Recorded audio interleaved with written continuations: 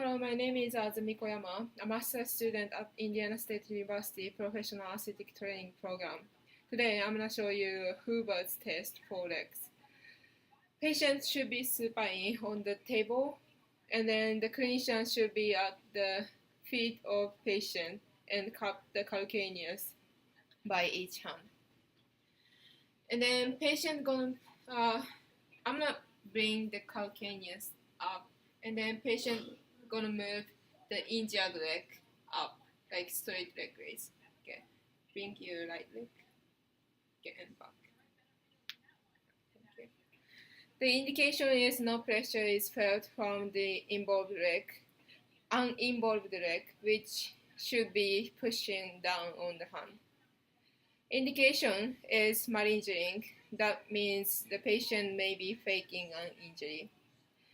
Evidence is not conclusive. Thank you for watching.